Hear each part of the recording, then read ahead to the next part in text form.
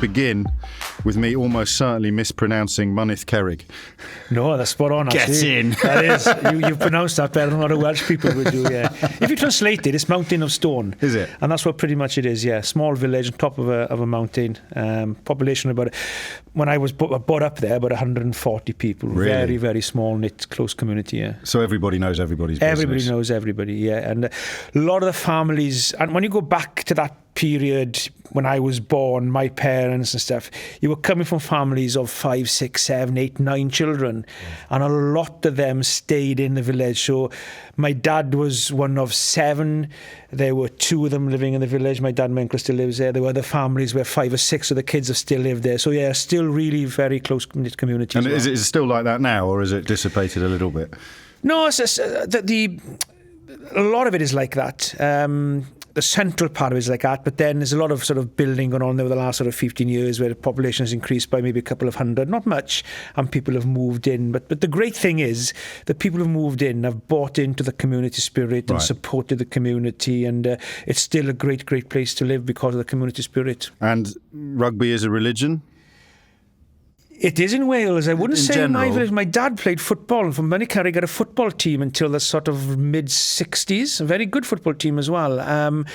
And because of the small village, when I was a kid growing up, we tended to kick a football around a bit more because there was only about 4 or 5 of us my age group. Easier to organise. Easier to organise, easier to goalie in, goalie out, you know. And did play rugby as well when there was a bit more of you. A couple of mates came over as well. We played rugby as well. And I think after my first sort of memory of picking the rugby ball up really was I was about 7 years of age, and Phil Bennett just scored this wonderful try against Scotland up in Murrayfield in 1977 where Gerald Davies broke out from his own 22, and you remember him scoring underneath the post and the brown leather ball they had then underneath his chin. And I went out after that game in the old Five Nations it was to kick the ball about in the field behind the house. I lived in a council estate, brought up in the council estate, and there were 2 donkeys in the field behind the house. And I remember chipping over the donkeys and running around them pretending to be Phil Bennett. That's my first memory, about 6, 7 years of age, picking up the rugby ball, but played a lot of football as well. And what sort of 6-year-old were you? Mischievous, naughty. In a good way. I mean, in a good way, yeah. And the same when I was in school, a lot of teachers will even say now, some of my cousins are in school now, you know, the younger generation, and some of the teachers still there will say, oh, you know, Nigel was really naughty, mischievous in school, but in a likeable way, you know, I was never sort of naughty, and I wasn't, you know, did the usual say, knocking on doors and running, the usual stuff, you know, but I was never sort of cheeky and stuff. It was more of a sort of mischievous, you know, way about it, a likeable way then. Of course, well, yeah, we'd have to check with the sources on that, wouldn't we? But I'll take your word for it for now. And what was home like? Was it? Yeah, home was quite an old-fashioned upbringing in one sense. I was the only child. My mum and dad were quite late having me, really. My dad was sort of about, I'd say he was about 40, late 30s, 40s. My mum was about the 30s, but late-ish then, you know. And only child, brought up then with, lived with my grandparents for the first 5 years until my mum and dad actually got a council house on the council estate. And it was a very close-knit community, brought up, I believe, in the proper way, you know, taught to respect people, say your please and thank yous, and I wouldn't say in an overly strict way, but brought up in knowing what is right and wrong, and this is where I think, you know, to sum it up for you really, I suppose, is this is where I think society's gone wrong today, you know. We've only been here 4 minutes. Let's go straight in on the biggies. When I got home from school, and I'd be naughty in school, and I would tell my mum, I'd get a smack on the bum with my mum, and I'd go to bed now then, and because you were naughty in school and had a row in school. I think today when kids go home, some parents will go up to school to complain because the kid's been naughty, the teacher's given them a row. Yeah. But back then, you know, I was sort of saying, well, no, if you've been naughty in school and you've done things wrong, then you need to be punished, and you go to bed early, and it's quite right the teacher's giving you a row and stuff. So I was brought up, you know, in that sort of kind of way. See the little referee already. Yeah, that's probably where I got my refereeing from. Yeah, actions have consequences. Yeah, they do. And I agree with you, actually, for what it's worth. And look, no PlayStations or nothing then. You were out in the street, kicking the football up, picking the rugby ball up, playing hide and seek, you know, knock and rung, the kids playing out, building tree houses and stuff. You know, like that. It was a great upbringing. And you were a happy kid. Very, very happy kid, yeah. Very, very happy kid. A lot of family, very close-knit my family is. My mum was one of 6, my dad was one of 7, so my cousins and stuff and me are very close, and I'm very close now. I haven't got brother or sisters. I've got no niece and nephews, but I've got quite a few godchildren. Their children now are my little cousins. I suppose they're like niece and nephews to me in one sense. Yeah, so very, very, very, very happy. And I wouldn't want my upbringing to be any different to what it was. And, of course, the connection to the village remains. I saw you on Twitter after you reffed the 2015 World Cup final, and they put up a big banner in the middle of the village, and you said, I had a tear to my eye seeing this. So they're fond of you as well. Yeah, it's two-way traffic. Yeah, they're very fond, actually. And do you know what? The club that week, when I was growing up, you had the carnivals every year, and everybody was in the club afterwards, and people dressing up. And unfortunately, with the times, those don't happen anymore. But it was like a carnival week that my dad was saying. The club was packed every night. The Monicari Club, between the 3 rooms, it's not a very big club, but I would say between the 3 rooms, you could fit in about 160, 170 people. There must have been about 400 people there that day. Health and safety would have shut the place down. And it was, I can imagine how proud they were as well, and how proud I was of them. And if there's one thing I could do, but it would have never happened otherwise, I wish I could have been there with them. Yes. Celebrating this, but obviously if I was there with them, then it wouldn't have happened, because I wouldn't be doing the World Cup final, but it was, and that's what I think is so special about that community spirit, and we're losing it, unfortunately, but thankfully Monicari, it's still strong there. There's some pockets, isn't it, real rural pockets that seem to be hanging on to some of the more, I say traditional structures and values, but you're right, they are kind of, they're diluting elsewhere. Just jump forward very briefly, because we've mentioned the 2015 World Cup final. When do you find out you get the nod for that? Because you must know you're in the frame for it. How does it shake down? Well, it was I was going into the World Cup. It was a very strange feeling. I was going to the World Cup on the back of refereeing some really great games of rugby. And I got to say this, it wasn't great games of rugby because of my refereeing. They were great games of rugby because the players played brilliantly. And that was South Africa, New Zealand in 2013, what many people say is the greatest game of rugby they've ever seen. And then you had Ireland against New Zealand, then a month later in Dublin, where Ireland shot to the lead, New Zealand came back, that conversion was retaken, and they won the game at the end. And then I had the Super Saturday final game, England-France in Twickenham, 49-42, whatever the score was, a brilliant game of rugby. Then I did the European Cup final, Clermont-Toulon was a brilliant final. So I was going to the World Cup under huge pressure with a lot of people saying that I'll do the final. And I knew if I don't perform well in the World Cup, I won't be doing the final, because there are another 2 or 3 or 4 referees who on the day are as good as me or as good as anybody else. So I had to perform. So then as the World Cup went on, the 3 games I did in the pool, they all went really well. I had a great report. There were great games of rugby. It was a wonderful World Cup, actually. And then they announced the quarterfinals. And there was one game of the quarterfinal which all the other referees said, we don't want that one, because it was New Zealand-France in Cardiff. And of course, Wayne Barnes did it back in 2007 where the forward pass happened. Yes, and obviously there was huge furor in New Zealand. New Zealand were out of the World Cup. And that wasn't Wayne Barnes' fault. They were out of the It wasn't really anyone's fault. Well, no, it isn't anyone's fault. It happens, doesn't it? It happens, exactly. So anyway, but the forward pass was missed. And obviously then there was a bit of ill feeling from France after the 2011 World Cup final as well in that. So this was a game which was the kiss of death. And I had done Ireland-France the week before that in the last group stage, and whoever lost that game was playing New Zealand. So anyway, France lost to Ireland and they were playing New Zealand. And all the other referees are saying, well, you'll do that one. And I said, well, no, I've done France a week before. You're not going to do them 2 weeks on the trot. Anyway, the fixtures came out. I was doing that one. So I went into that game and thinking, right, there is no way I am going to let my decisions have any sort of effect on this game, or my mistakes then. Right. I'm going to do my best, and I want people speaking about the 2 teams. The right team or the best team wins, and it got nothing to do with me. Yeah. And that's what happened. New Zealand probably played the best rugby they've played for a long, long time. And I don't think they've played as rugby as well since. They blew France away something like 62-20. And France tried and they played well in stages, but New Zealand were just a better team. So then after the quarter-final, then they announced the semi-finals. So we sit in the room on the Monday morning, have your debrief. Are you nervous? Is this like, because you want to referee the World Cup final, is sort of it all leads to here. It does. You're sitting there and thinking, right, they go through the good things and done things you could have done better, and anyway, my review was good from that game, so no issues. and they announced the semi-final referees. And the semi-final referees was New Zealand, South Africa, Jerome Garces, and Argentina, Australia, Wayne Barnes. Nigel Owens is not an assistant referee, is nowhere there. And a couple of the referees, John Lacey, one of my best mates, Wayne Barnes, and Glenn Jackson, they turn around to me and go, well done, you've got the final. Yes. And I say, final? I said, my name's not even up on the semi-finals. How do you know I got I may not have nothing. But there was something inside me saying, there's no way I'm not involved again. It because can't be completely out of the loop. Out of the loop. And the following week was a strange week because there was bits of you thinking you've got it, people telling you you've got it, but until it was actually there in front of you. So the following Monday after the semi-finals, they announced, and Joel Jute said, well, we're going to announce the final referee, but I think you've all guessed who it is. And when they announced my name up there, that's when I actually really knew 100% I got it.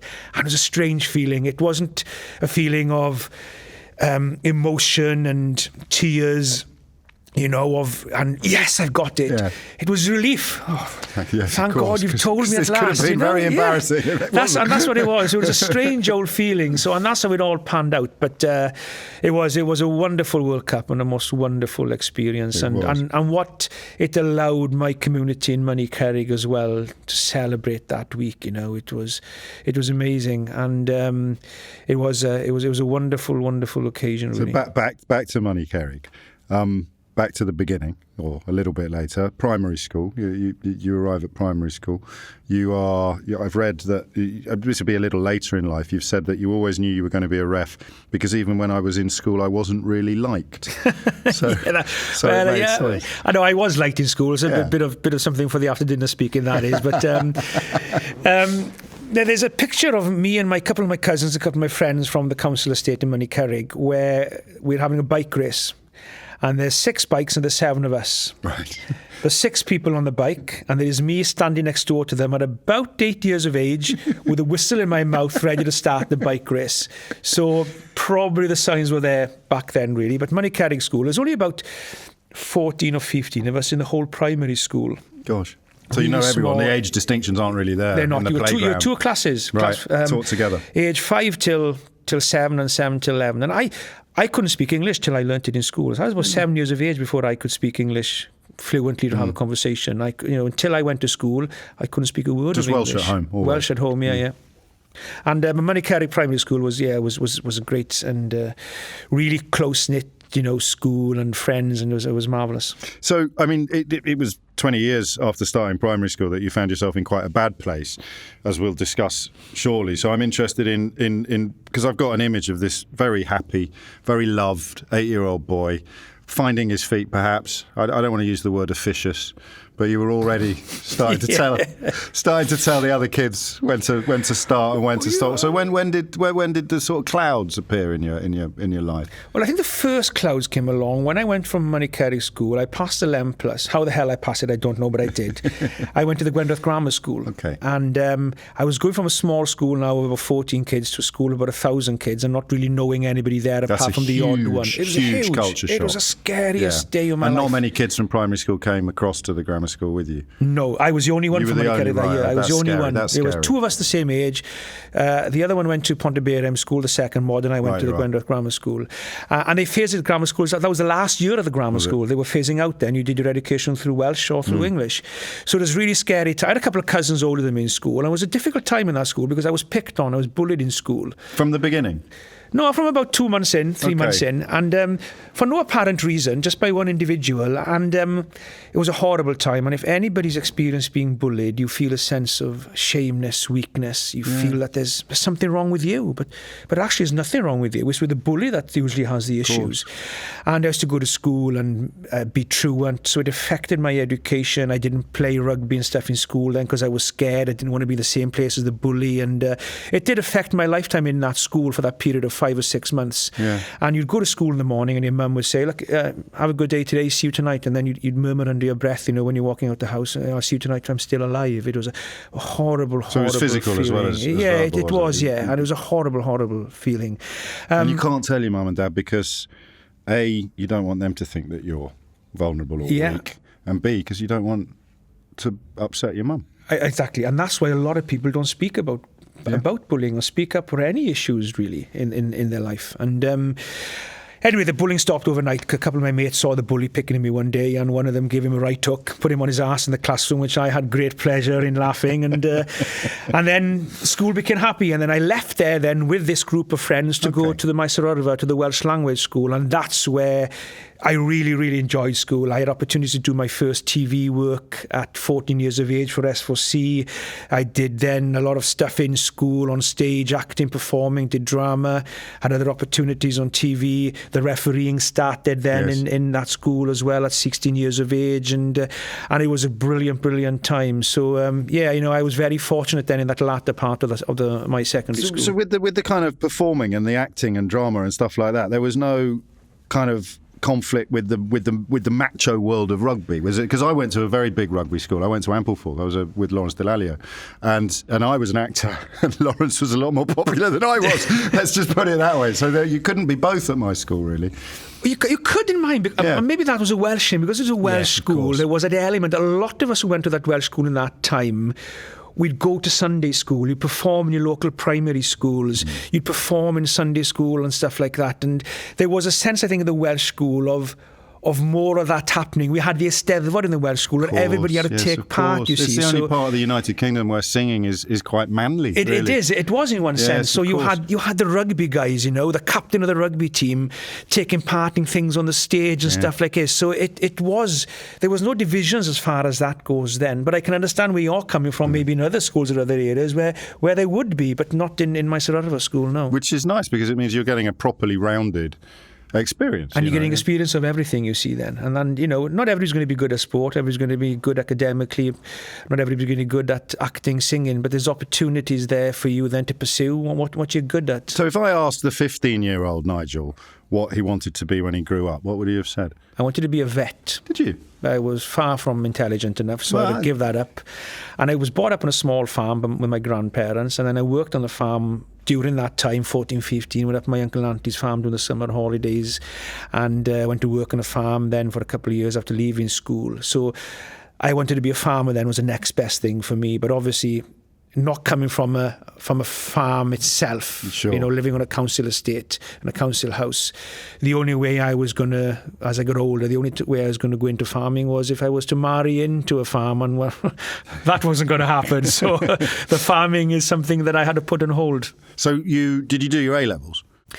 I left school with a couple of O-levels. So at 16, you left before the sixth form? Yeah, but I went back. Okay. I passed 2 exams, but I wanted to go back to do A-levels. I wanted to do drama, history and Welsh. And the teachers allowed me to go back on the proviso that I would resit some of my O-levels to get better grades so I can continue with A-levels. Oh, yeah. So I was allowed to start my A-level course, but I had to do these 3 or 4 subjects resit. Yes. So I went back, and after a couple of weeks in school, I went to get the rugby ball. We went out in the yard to play rugby dinner time, and the headmaster, Arwin Thomas, great character, and he said as a joke, he said, boys, enjoy the rugby today, because I'm going to have to shut the school up on Monday because the caretaker's gone off ill, he's having a hernia operation, and I can't get anybody to open up the school. He had to do it that day. And I just said as a joke, that's an easy enough job, I'll do that for you. I go to school the following day, and the tannoy goes, Nigel Owens, to the headmaster's room. And I thought, what have I done now? Went to the headmaster's room, and he said, look, I've been thinking a lot what you said yesterday. You said, and I've spoken to the education system in Carmarthen, and they agree with me that you can do the caretaker's job and still continue your education in the days. You come in at 6 o'clock in the morning, stoke the old coal fires and the water's hot, open up the classroom, do the caretaking duties, then do your education then from 9 till 3 o'clock, right. And then start back then the caretaking duty, and then you lock up and finish 6:30, 7 o'clock. Blimey. So when I asked my mum and dad, and they said, well, yeah, we know. Best of both worlds, Best of both worlds. You'll be getting a wage and you'll be getting an education. Yeah. And then, but after 3 weeks, I got my first pay packet, week in hand back then. Right, yeah. You got paid a week in hand, not a month in hand, week in hand, a brown envelope, cash, £138.40 for a 16-year-old boy. Not bad. And then a list in there what was deducted, tax, national insurance, whatever it was. And after a couple of those pay packets, I thought, I'm not bothered with the education. So I did the caretaker's job for the rest of the year. I left then to go work on the farm. And then after a year on the farm, the headmaster rang up and said, we're looking for a technician in school. Okay. Do you fancy doing the technician job? And I went back to work in school then for a technician for 13 years until I started the refereeing as a job then back in 2001. So I've done 4 jobs, caretaker, technician, farmer, and... Referee. Referee. I was a referee. And referee, yes. And I haven't had an interview for one of them. No, just so if I have to have an interview for a job, I don't know what I'm going to do. What would the headmaster say now, though? Because he came up with this great idea to make you a caretaker, but it meant that you gave up your education. It's not really what headmasters are supposed to do. No, I know, but you can't argue what he did because it gave me the opportunity then, the refereeing. And that's when I went back to school to work then as a technician. I was about 18 at the time, and when I got sort of 19, that's when the dark times started to come in my life then. Right, we'll come on to that very shortly, because I appreciate your career as a referee didn't start until you were in your early 30s then, is it? Or well, it started at 16 as a hobby, but as a job, it started at 2001. I want to hear about the hobby side of it as opposed to the job side, because it's an odd thing for a kid to do. No one really, I mean, you've heard this before, I'm sure, but most kids don't want to be ref when they're in the park. You'd be surprised how many do now, you see, because they see it as a career now. Oh, of course, and they see it now as... And it's not because I want it to be like this, but the way the game is now, you're mic'd up. Every game that I pretty much referee is live on telly. Same with Wayne Barnes. So people become... And Austin Healey said recently that I was a celebrity referee. I am not a celebrity. You didn't like that? I didn't like that, no. But you are a star. You're not going to like that description either, but you just... I'm well known then, you know? Yeah, all right. But I'm not refereeing to be well known. It's the fact that I am a referee, plus with the other things in my life, that has made me well known. So I am not refereeing for the wrong reasons. And the minute you did start trying to... be a joker on or playing to the gallery, that your quality as a referee would diminish immediately. That's gone. And your authority would disappear. Exactly, and that's when you're on that field, you were there to do one simple job: to referee, nothing more and nothing less. And if anything else takes away from that, then it'll be time to say thank you very much and walk away from it. So when I'm on that field, I do my best to my ability to referee the game and just be myself. So when some of the witty things come out, people tell me, or you see a YouTube clip, or people will comment, "Oh, brilliantly funny, Nigel Owens," and I'm thinking, that's not funny. I've just said it as it is. Yes. And that's what I do. So I don't go on that field to be funny or, try to be somebody I'm not. I'm just being myself and just saying it as at the time without being disrespectful to anybody. But it's also part of the chemistry on the pitch. It's like a good teacher who can be very, very strict, but the respect from the classroom comes also from the humanity and, in your case, the humour. So it's not. It is actually part of the package, even though if the humour was the package alone, it would make you a rubbish ref. It's an important part of how you control a field. It is. It is a huge important part. And, sometimes a smile when the time is right, saying, sorry, I got that wrong, or I didn't see that, or a little bit of humour in diffusing a situation sometimes, is part of the bigger picture in you doing your job to the best of your ability, really. And, look, I never go on that field to speak down to somebody or to be funny and put somebody down or to laugh and joke. You just penalise or send somebody off, then you don't smile at that time. There's a time and place, and that's, I just be myself. And part of that, of me refereeing, is that style. And I suppose history will speak for itself. I referee the biggest game in the world, the World Cup final, where people deem you to be the best referee in the world when you do that. Can't really say fairer than that, can you? I know, so I must be doing something right. Must be, absolutely. So the legend is that you missed a conversion, you missed a sitter, and your mates decided you should be the referee. Is that That's close to true, the truth? It is, because we were a bare 15, because it was a new school, a Welsh school, the numbers were quite low at that time. So we were a bare 15, and that's the only reason I was playing. It was a bare 15, I was playing full back. And my mate Wayne Thomas scored a try down in Ysgol Griffith Jones in St Clair's. The last game of the season, we'd lost every game and been hammered all year. And the last game of the season, it was the first 15, so I was 16 at the time, or nearly 16. And the score took it to 12-all, conversion to come, last play of the game. My other mate, Craig Bunnell, was the captain, so I said to him, Craigs, I'll take this now. And the other, they call them Year 7 and Year 9 now. We used to call them Form 1 and Form 3. They had finished their game and they were watching ours. And I said, I'll take his conversion. So I could just envision me taking his conversion, kicking it, winning the first game ever, our last game of the season, 14-12. I'd be a hero in school.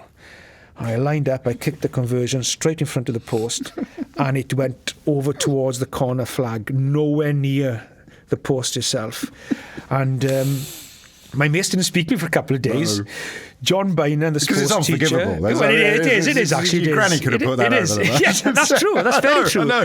And John Bynum was a sports teacher, the late John Bynum of Forestry, a great guy who helped me a lot with my refereeing when I started. And John Bynum said to me, he said, "Oh, bloody hell, Nigel," he said, "will you go and referee or something?" And I said, "Oh, right, okay then." And then I went to help out refereeing some school games in school, and that is how it started. Completely natural, just an organic... Just by complete chance. And when I refereed the school games, I enjoyed it, and I said, I enjoyed this. Why? What do you enjoy about it, Nigel? I just, being part of that game, really, yes. Part of the enjoyment, and just... And a really important part, more important than... Well, I wouldn't say I think the play is the most important part on the people on integral the pitch. Then, integral. But there is no doubt you are an important part of the game. Far from the most important part, but you are an important part of that game, because without you, they can't have a game of rugby. So you never had dreams, really, of being a famous rugby player? Well, I did when I was growing up. I wanted to be Phil Bennett, then I wanted to be Mark Ring, then I wanted to be Jonathan once you started Davis. Playing competitively, and you I saw realised it wasn't going to happen. No, I realised it wasn't going to happen. Which is true of most kids, but you must have loved the game in a way that was a bit special, because just being involved was a reward in itself. It was, and I became passionate about refereeing then. But even when I started refereeing, I never thought, right, I want to be an international referee.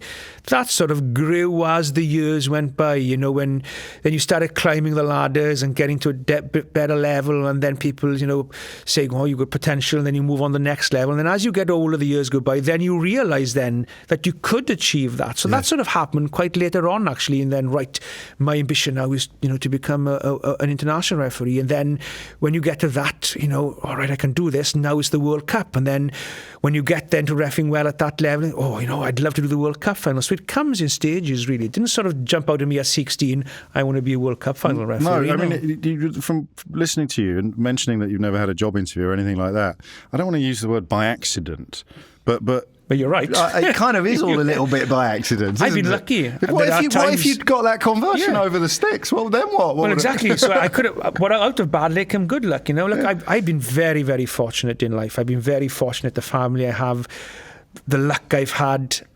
I've been unlucky in times as well, but I've been very, very fortunate, and we need a bit of luck in life, and I've had a bit of luck. You've had a bit of luck, but you've had more than your fair share of tough times as well. You mentioned a moment ago that it was sort of around about the age of 19. So, I mean, you knew you were gay, presumably from puberty, or... No, I didn't. Because it was so alien to your experience, it wouldn't be something that you could even have a conversation in your own head about. Is that? It wouldn't. No, it wasn't. Okay. I was sort of, had a girlfriend in school. Just in my eyes back then, just a normal kid. Have a girlfriend, you have your mates, and then your upbringing as well, where your mum and dad, you're taught what is right and wrong, to respect people, and then you get older, you'll get a girlfriend, then you get engaged, you get married, you get kids, you become grandparents, and that's the way the world goes round. Yes. And but then at 19 years of age, I started realising, on occasions, I was finding myself, why am I finding myself attracted to this guy? And this was something totally alien. I had never met a gay person. I'd never knew a gay person. The only gay people that I could know of were... There's some very camp characters on the old sitcoms back in the 70s, 80s. Or you'd have Larry Grayson on the Generation Game, And I'm thinking... Which is a million miles away from who you are, regardless of your sexuality. Yes, you just have got nothing in common with these men. And I'm sitting there and thinking, I'm not like that. I can't be me. And then you hear the language that people use then about these gay people, and that would make you, oh my God, there's no way, if I am gay, there's no way these people are going to accept me for who I am. So at 19 years of age, that's when I started getting sort of mental health issues and dealing and becoming somebody I didn't want to be. And I started then binge eating, comfort eating, maybe going out and drinking a bit too much sometimes to sort of deal with these issues going on in my head. This sense of shameness, sense of dirtiness, a sense that there was something wrong with me. Which you can't wash out. But you can't. And I would spend hours in the shower sometimes trying to wash it out. Oh, mate, really? And you can't do that. No, of course. But at the time, I thought, that I need to wash this away from me. And Yes. and then I sort of put a lot of weight on, and then I went up to something like 16.5 stone, quite fat, obese, and I decided that I need to lose weight, because the kind of person I'm now finding myself attracted to occasionally is not going to find me attractive, because I wasn't happy with my image. Had you acted on your feelings ever by this point? Once or twice, and that I know I felt dirty. Did you? I felt really bad. I'd go to wash myself for hours afterwards, trying to wash this dirt away from me. That's what I felt at the time. And then I became bulimic then, because I put the weight on. Yeah. And So you started purging? purging, and then I'd eat my breakfast, make myself sick. I'd eat my dinner, make myself sick. I'd go out with friends, eat my main meal, make myself sick. Because I wanted to be normal then and eat the pudding with them, or dessert as they call it, I would make myself sick after dessert as well. And this went on for 5-6 years, where I'd make myself sick two or three times. No, I hid it well. I hid it. It sounds unspeakably lonely, what It's you're very, describing. very lonely. Living a lie about my sexuality, what I was dealing with, the mental health issues, the depression, living a lie about the bulimia. And then, after I lost a lot of weight, then I went from sort of 16.5 stone down to 11.5 stone. I decided I wanted to go to the gym and put some weight on to make myself look and feel better. And then I got hooked on steroids. Oh, blimey. And I was stuck on steroids and abusing steroids for many years. So by the time I was 25 years of age, I was bulimic, hooked on steroids, deeply in depression with mental health issues of my sexuality, really scared that the world would not accept me, and I'm becoming somebody that I didn't want to accept myself. And I'd read somewhere that if you got chemically castrated, that you would get rid of your sexual urges. Right. And I got into my mind, well, me being like this is a sexual urge. If I get rid of that, then it'll cure me. That's what I was thinking. And I went to the doctor and asked to be chemically castrated, and he said, look, it doesn't work like that, Nigel. So But you just I just made dropped a that point. into the Yeah, conversation. listen, You went to see the doctor. I did. I made You it must a have point. worked up to it. Did you tell him you had a sore throat first? Or something No, I like that? didn't. I made it a straight point. in for the chemical I was castration. straight in. I went in. I made my point. Then I sat down, and I said, "Look, and it took me a while to get it out. Of course. I think I'm gay. I don't want to be gay, and I want to be chemically castrated." And he said, "No, look." And I left there in actually worse state than I got in there, Right. because my out had gone. That was your escape route. That was my escape Even if route. it was nonsense, at least it existed until is, the doctor yes. told you that it didn't. And then a few months after that, it just went downhill, and I went to a very, very dark place. And I did something one night that I will regret for the rest of my life. Something I have to live with for the rest of my life. I left a note for my mum and dad and said, didn't tell them why. I said, I can't carry on in my life anymore, and I'll never forgive myself for what I put my mum and dad through. When they got up and read that note and probably thought they were never going to see their only child ever again, I'll never forgive myself for that. And I left the house with a couple of bottles of whiskey, a couple of boxes of paracetamols, and a shotgun. 'Cause I used to work on the farm. I had a shotgun in the house, and I left the house with a loaded shotgun. And I walked around Moneycarrig, where I was still living at home, for the last time, really, looking at everything, saying my goodbyes in one sense. And what I actually took to take my own life actually ended up saving me, because I went into a coma by overdosing. The police helicopter, the people were out with the police with the dogs, and friends and family were out looking for me. And they located me by the heat sensors they have on the helicopter. So they knew I was still alive. Yeah. But they could also see I had a gun on my chest pointing to the bottom of my chin. So it took them a few more hours then before they got closer, because they didn't know whether I was going to turn the gun on somebody else or pull the trigger, because they knew I was still alive. And they realised then that the heat in my body was getting less and less, because I was now in the coma, slipping into hypothermia. And they realised, well, if we don't do something now, he's going to die anyway. So they came closer. I got airlifted to West Wales General Hospital, where I spent a couple of days in intensive care, and then another 6 or 7 days in hospital. And when I came round, the doctor told me, look, you're a very lucky young man. Another 20 minutes would have been too late to save you. My mum and dad and family and friends came to visit me, and people left. My mum left, and she came back one night. And this is the moment that my life changed. And this is the moment my life was saved.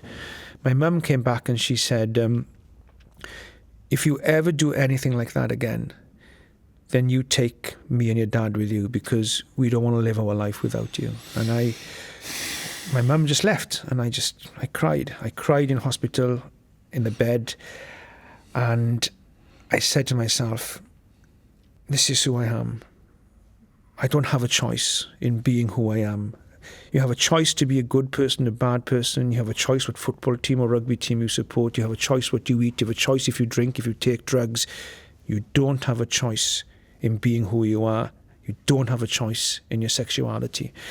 And I said to myself, I need to grow up, and I need to accept who I am. And that is the moment my life was saved, because the challenge of overcoming and accepting who I was is the biggest challenge in my life. Refereeing that World Cup final 2.5 years ago between Australia and New Zealand in Twickenham in front of 85,000 people, millions and millions across the world, watching every single decision you make, the pundits watching, has he got that right? Is he getting that right? That was nothing compared to the challenge and the pressure of me accepting who I was in my life. And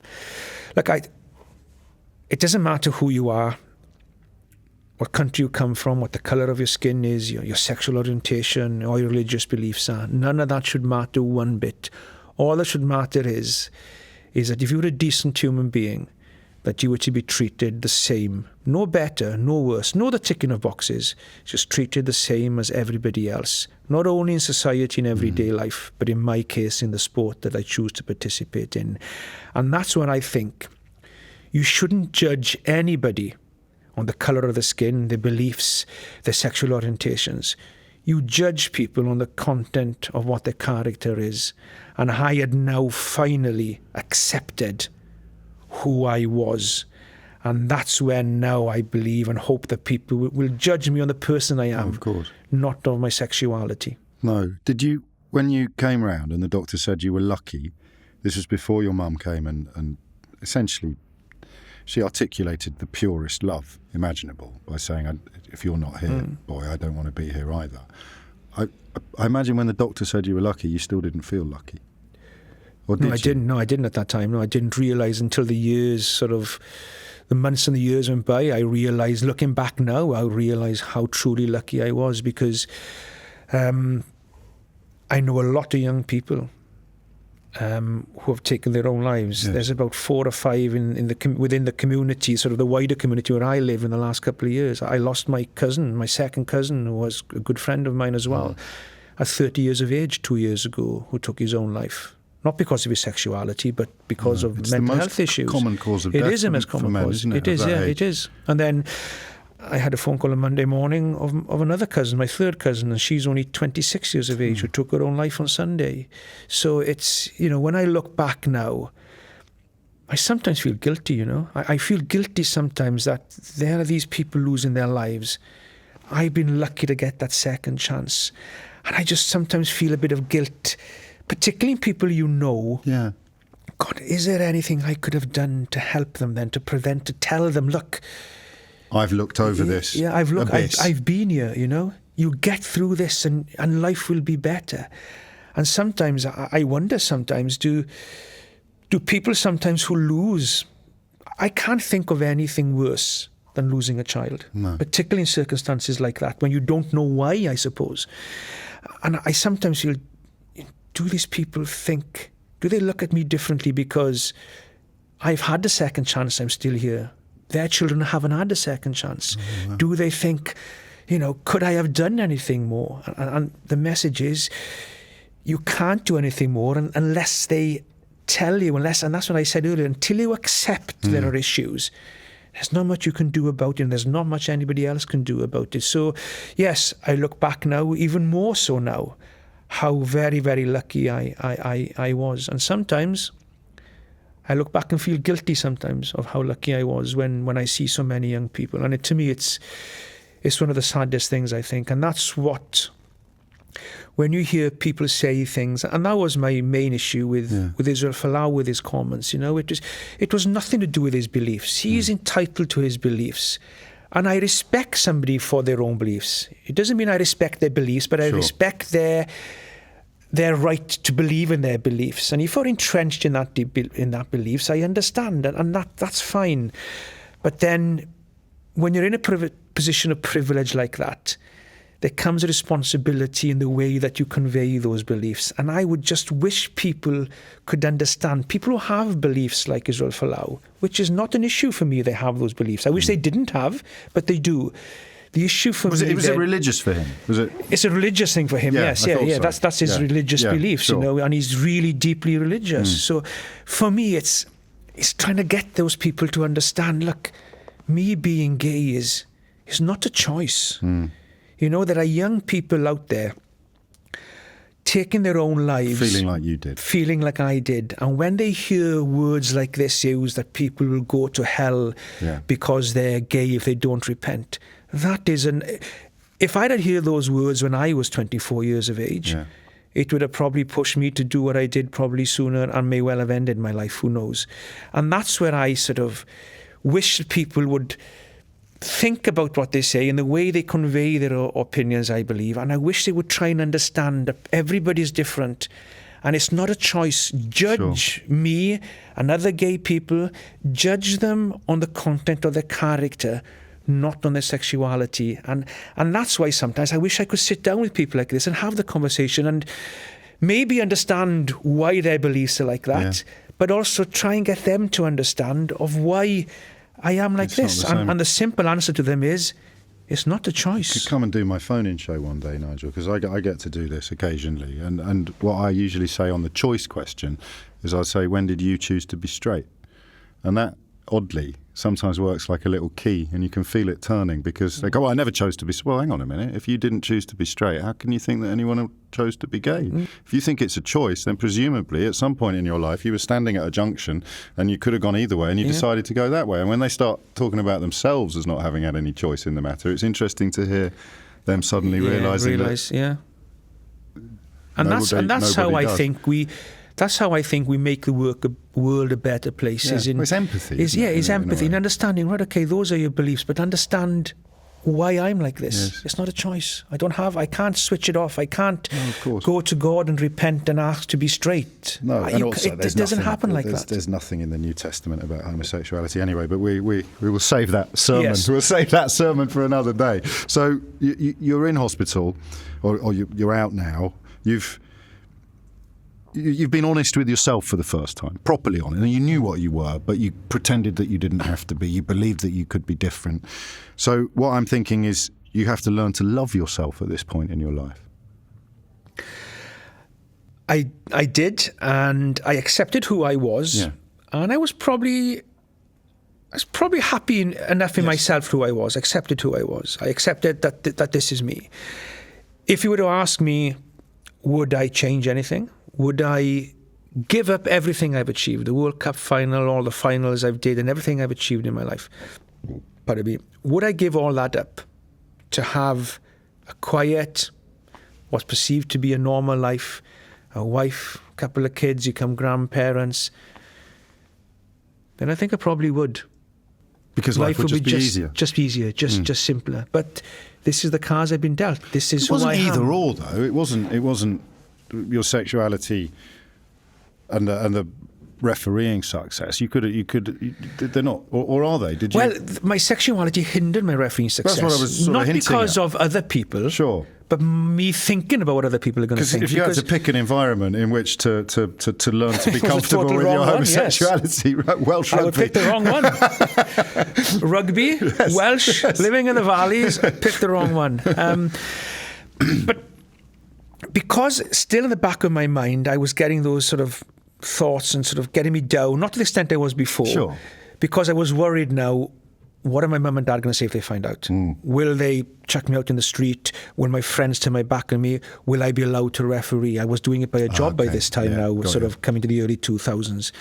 And it was affecting my refereeing because unless you're happy within yourself, happy within the person you are, happy with the environment you are, whether it's as a family, at home, in work, in what you do, unless you are happy within everything, you can't excel and be the best at what you be. There's no doubt about that. And I wasn't happy within myself, within the environment, because I was still living this lie. And I was brought up to be honest, and here I am lying to the most important people in my life every day of who I am. And I had a couple of internationals to referee. I did Japan against Ireland in Osaka, and I did Scotland against Barbarians up in Aberdeen. And I didn't referee the two games very well. I did okay. And then they were making appointments then for the autumn internationals. There were 15 autumn internationals, and there were 16 international referees. And Paddy O'Brien was the referee's manager at the time, and he rang me up and he said, look, I got 15 games to appoint in November. I got 16 referees. One referee is going to lose out, and that's going to be you, unfortunately, because your performance wasn't good enough. And I thought I'd blown it. Yeah. I'd blown it, because still in the back of my mind was this constant worry of what happens. You know, nobody should have to make a choice of being who you are and continuing the sport you love, or being the person that you are. And I thought I'd have to make that choice. And this was playing on my mind. And then a couple of weeks later, Paddy rang back and he said, look, there's another game come in outside the international window. First Saturday in December, Argentina playing Samoa in Buenos Aires. I'm going to point you to the game. And I thought, right, I've got 5 months. Physically, I was fine. Physically, I was fit. Right. Mentally, I wasn't quite right there. And I thought, I got 5 months to get myself right for this. What do I need to do that? After a couple of weeks of mulling it over, I then decided I'm going to have to tell people. And if they say that I can't continue to referee, then I'm going to either have to keep it quiet to continue refereeing, but that's not going to make any difference, or I'm going to have to make the decision to give up my rugby and live my life. And I told my mum first of all, and I let her tell my dad. Took it a few days, but they were fine with it, you know. And my dad doesn't know much what it's all about. He's 82 years of age, but he loves me just the same. We get on brilliantly. I went to see my line manager, Bobby Emin. Just pause a bit there. Well, because that was presumably, from the way you've described it, it was a hell of a lot easier than you'd imagined it was going to be. It was. Telling my mum was, and it was a huge relief, you know. The disappointing bit was when my mum said, oh yeah, I thought you were. I mean, how do you think I was? The effort I put into this. And she said, well, you know, a couple of years ago I found some magazines under your bed. Mum. And, oh my God. And this was before you had the internet and the websites, you know. And anyway, I told my referees manager, Bobby Emin at WIU, who said, look, you've got nothing to worry about, Nigel, we will support you. And they did. The following morning, had players ringing me and coming up and shaking my hand. Because you went to the paper, you did. No, I didn't go to the paper then. Just just the word went like that. And you wanted it to. Yes, I texted a couple of my mates. Right, you are. And then everybody. Within 2 hours after me telling my mum and telling my boss in work and telling a couple of mates, I was having phone calls from New Zealand. Seriously? From people saying, is it true? And do you know, when the reaction I had was so positive. I can count on one hand the negative comments.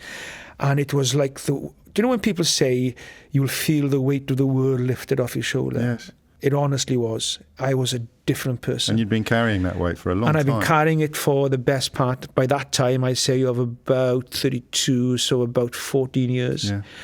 And I went to referee this game. And I went out on that field. And the last thing I like doing is blowing my own trumpet. But damn, I reffed it well. You know? I came off and I thought... It's like a new gear. Yeah, it was. I thought, I reffed that well. Yeah. And the assessor gave me a glowing report.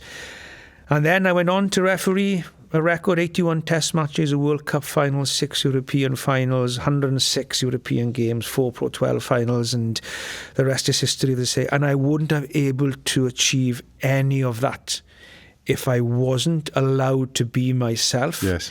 And if I'd accepted myself. And there is no better message for me than a happy person will be much better at what he does, and he will enjoy life as a happy person much more. And that means in you accepting yourself and also your family, the environment you're working on, the sport, allowing you to be yourself. And that's where I've been very fortunate in rugby, in family, in friends, that they have allowed me to get on with my life and just be who I am. I don't want to indulge this sort of rugby versus football cliche, but it is a more respectful sport than football is. It would perhaps be harder certainly for a football player to come out, or football referees possibly don't have the recognition levels that rugby referees do. But rugby it's a nice world, isn't it? It's usually quite a warm world. I think, to be fair here, there is a minority of bad people in rugby. There's a minority of people in all walks of life. There's such the global massive sport that football is. The minority has a bigger voice in football. Yeah, you might be right. And look, I know a lot of football. I enjoy watching football myself. I'm not a mad football fan, but I enjoy watching football, you know. And a lot of my friends are big football supporters, rugby as well. And I know a lot of people who are football supporters who are brilliant people, great people. But what rugby has, and this shows when spectators can sit next door to each other in the stadium, support opposition team, enjoy a beer, yet enjoy each other's company. You can't do that in football. So football does still have, if you think of what football has changed from the 70s and 80s, you know, with the riots and the racism and everything, football is in a much, much better place now. But it still has a lot to do before spectators, if it'll ever happen, from opposition team can sit next to each other, sit wherever they want. You know, it still has that element of that minority in it. Tribal. Rugby has it as well. It's creeping in rugby. Is and it? Yeah, it is. You know, sometimes in games you'll have a little scuffle between a few people in rugby as well. So rugby has a minority of people as well, and that's what rugby has to do is to maintain that values of respect, I think. And I think, you know, football needs to address that as well. And when football does address that, I think then people in the sport will then understand and maybe find it easier that they can be themselves in the sport. But I think as well what people don't realise is, I think as a sports person in particular, and I'm not saying that I'm a sports person as a referee, but I suppose I'm in sport. Well, you are, yeah. So when I was going through that difficult time in the 20s, in one, dealing with who I was and then what I was going to do about it, I could have never come out in that period of time because I was accepting it myself. And a lot, when people say, well, why isn't anybody else out in football then? Why isn't anybody else out in rugby? It's because a lot of them are probably dealing with their sexuality themselves, like I was. Yes. And until they can accept that themselves, there's no way they can come out. So, yes, the environment will enable you maybe to accept who you are sooner, but I was fighting against being gay until I was 26 years of age, until I nearly lost my life. It made me finally realise I haven't had a choice. So a lot of people are still dealing with that. So that is an issue as well where people need to understand. So rugby is not a homophobic sport, and I don't think football will be a homophobic sport. When the first person comes out, he will realise or she will realise that they will be allowed to be who they are in this sport, and the majority of people will support them for who they are. The problem is, it's going to be difficult for that first person because when he does, that'll be the pioneer and the eyes of the world will be on them. And you have to be a certain type of person, a strong person, to maybe not want to be that person, but to say, right, okay, if it means I'm going to be the first one, then I'll be the first one. And maybe a lot of them don't want to be that first one. Yes, it falls to me is how they'd have to feel. It is. And it will probably change their lives forever then. For sure. So in a good way, that I would hope as well. Well, because it's interesting, but because something's just slotted into place for me when you mentioned the bulimia, which is about control, isn't it? In a world where you have control of very little, eating disorders often give you an illusion of control. And a referee is all about control. So you had this, that's why there were two Nigels, because you were professionally controlling things and privately in control of nothing. Yeah, exactly. And that was a way of controlling my weight. And unfortunately, I still suffer from bulimia today. I had a sort of a month or two ago where it came back for a couple of days, 2 or 3 times because a week you were for stressed a couple about of days. something? Or? Yeah, and I'm trying to put my finger on what was triggering it to come back. I know what triggers it to come back is the fact when I think I put a bit of weight on and I can see myself put a weight on and then I don't feel comfortable in my body. Right. I don't like this. I want to get rid of this. Yes. But obviously in that period, in putting that weight back on, there was a period where I would have binged eaten or whether I was feeling a bit down and gone out and drunk a bit. Yeah. I'm not a big drinker, but I do enjoy a few pints in moderation. So what I need to do now is what is triggering me to do that binge eating, which then leads to me weight going on, which triggers me then back to, I need to get rid of this and make myself ill. Yeah. And look, I said to you earlier, people will say, well, look, from what you've been through in your life, from what you've achieved in your life, you must be the happiest person alive. And I say to them or to myself, no, there are still things that worry me. I'm the only child. My mum passed away 9 years ago. My dad is 82 years of age. I hope he lived for another 20 years, but he's not going to be around forever. Yeah. When my dad passes away, it'll be only me. When people lose parents, if they're married or they have a partner, they have children, there's that family, your brothers, sisters, everybody around. Now, I have a lot of cousins which I'm very close to, and godchildren and younger cousins, little cousins, who are always calling over. I take them for food and stuff like this. So I've got a really good, brilliant, close family, and I probably wouldn't be where I am today without them. Sure. But at the end of the day, when my dad passes away, it will just be me and that immediate family, you know. And sometimes I go to bed sometimes and I switch that light off and I think to myself, I'm in a lonely place sometimes. Yes, of course. And that worries me and that gets me down sometimes. And that's what I said to you earlier, you know, when somebody asks me, sometimes when they ask me at the right moment or the wrong moment, would you change anything? Yeah. And I would say, yeah, I wish I had a wife and family and a normal, quiet life, not in the public eye, where I could just get on with my life. Where now it's difficult. The pressures of the refereeing, you know, the pressures of, you know, I don't like talking about my past like this. Right. But I'm doing it because I know it helps other people who have been in that situation. Absolutely. I've had letters from parents and young people saying that it's helped them. And to be honest with you, it's helping me as well. And this is probably how I am dealing as well with still those times where I get a bit down is by maybe speaking about it like this. It's my sort of default, I suppose, in dealing with it. But yeah, I do get worried sometimes, and things do trigger you sort of to maybe binge eat and stuff. And I do worry sometimes that I will grow old and lonely, and I don't want that. Have you ever been in love? Have you ever been in love?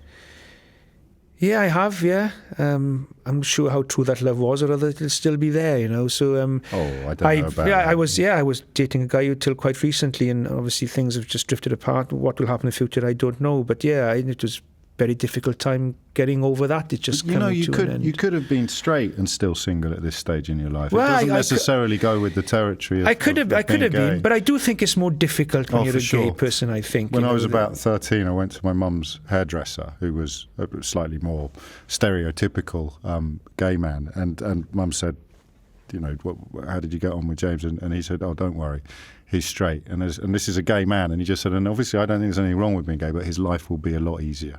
His mum was worried I was spending too much time in the theatre and doing that kind of thing. And he just said his life will be a lot easier. I think that is very true. And then when you add to your life as a gay person, you add to refereeing at that very top of the game in those situations.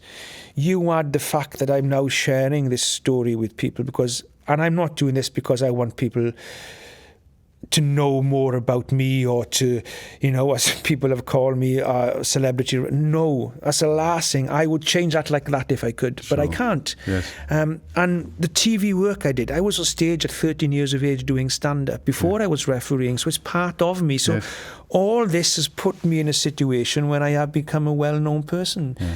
But the fact that I'm gay has made it 10 times harder, I believe, in being in that situation, I think. And what I would like people to understand is when I hear some comments by some people saying, he only wants to hear his voice, he wants to be a celebrity referee. No, it's the circumstances, and I suppose in one way, without blowing my own trumpet in refereeing, it's his success that has put me there, that has made me a face that people recognise. Not because I want to be there. I accept I am there and I have to deal with that. And when you take the sort of plaudits that come your way with that, and you know you feel proud of what you've achieved, and your family feel proud, you've got to accept as well. Yeah, when the bad things come along as well, you have to accept. Well, yeah, you know, people will say those things for whatever reason. I wonder though, because your legacy in many ways won't be playing a blinder in Buenos Aires that time, or nailing the World Cup final at Twickenham. In many ways, especially for young men who are gay and also really like sport or rugby in particular, or sport in general, your legacy will actually be you can do this. Your legacy will be the message that people take away from your story and your experiences and your honesty and your comfort talking about very intimate and difficult things. Your legacy will be a gift to people who still can't, but maybe one day will. I think that would be the proudest thing for me, I would think. if there is a legacy to be left for me, it's not the fact what I've achieved in refereeing or on television or whatever. I think the thing that would make me most proud is the legacy of people be able to say that the story that I shared, the difficult times, which, believe me, unless you've been there, you cannot imagine, it was hell. Yeah. The legacy of that in knowing that it has helped, even if it was one person. Yes. But I know it's more than one person, and hopefully be more again, in realizing that, look, you can be yourself. You should be allowed to be yourself, and to help them in achieving that, in overcoming those difficulties and what worries them, in encouraging them to go and speak, ask for professional help, speak to somebody about it, because that's how you're going to get over it. And if that can happen, and them doing that, and they can achieve whatever they achieve in life, even if it's just a straightforward, simple life, but you're alive to do it, you know? And also as well, I hope that the people who look at gay people in a different light and don't like that they're gay or think they should be somewhere else but on this earth, hopefully in getting them with time to realise, yeah, okay, I don't agree with it, I don't like it, but I need to understand that people are different, and I accept that, and I respect that, and I will let them get on with their lives. And if that is what I leave behind, then I don't think I could be any prouder, to be honest with you, if that's the case. But it's only half time. So what's in the second half? What happens when you hang up your whistle? That's where the name of the book came from. Half time really was when I wrote the book. And I said, look, I said to the publishers, look, I haven't achieved anything with in life. You know, I've left a couple of internationals, and said, but you've got a story to tell. And anyway, it took me some persuading, and I said, well, look, I'll do a book as long as on the proviso that when I finish, I can then do another one, which things I can't say in this book. Right. And obviously by then, hopefully I will have achieved more, maybe, like, you know, I'm more confident to speak about other things in your life. And so that's where the half time came from. So so when I do finish now, there will be another book, and there'll be a few people having both barrels on it, I can tell you. No, but there won't be anything nasty, but there will be some honesty in it. Yes, of course. And what do you want to do when you're not a referee anymore? I mean, what do you have your eye on? Have you thought that far down the line? I haven't really, to be honest with you, James. I think I would definitely put back into what I've been very fortunate to get so much, whether it as a career, as a job, or even doing it as a hobby in helping other young referees. I certainly will be doing that. I'm refereeing some junior games now, you know, when I get some time to do and putting a little bit back. So I'll still do that.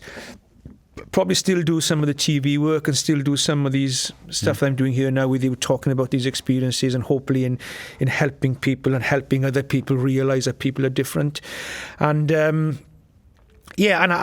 do some of the TV work, which I enjoy doing as well, and because it's just enjoyable to do, really. And I've just bought a bit of land now near where I live, so I'm hoping to do a little bit of farming as well, just a little bit of 10 or 12 sort of head of cattle or something, just as a bit of a hobby, something, because it's been my passion. You'll be a vet next. You'll tick them all off. I don't think I'll be a vet. Not bad for a lad from Moneycarrick. Not bad, I suppose, from a lad from the council estate in Maeslan in Moneycarrick, but brought up, I hope, in the right way, you know, and brought up to understand and to treat people the same, with respect, no matter what different opinions or beliefs they have, and to be fair and to be honest, and to understand that you'll make mistakes in life. I made mistakes. When I referee the next game, I'll make a mistake. It's impossible not to. But also to realise that, you know, that you learn from those mistakes you make, and it makes you a better or stronger person, whether it be on the field or off the field. And I do hope that, you know, my upbringing and what I've achieved, really, that I will always remain grounded to true I am, because I don't think whatever you achieve in life, whatever you go on, whether you become the biggest superstar on the pop stage, on television, in business, in media, in rugby, in football, whatever ever you do in life, whatever you achieve, never ever forget who you are and where you've come from. And certainly don't forget the people who, probably most of them, have given up their time for nothing in helping you achieve what you've achieved today. And I will never, ever forget that. I'll never, ever forget who I am and where I come from. Nigel Owens, it's been an absolute privilege. My It really pleasure. has. Thank you so much. Hello, I'm James O'Brien. Thank you for watching this episode of Unfiltered. Not only is there plenty more where that came from, but there's plenty more to come as well. So make sure you subscribe to Unfiltered and put yourself at the front of the queue for all forthcoming interviews.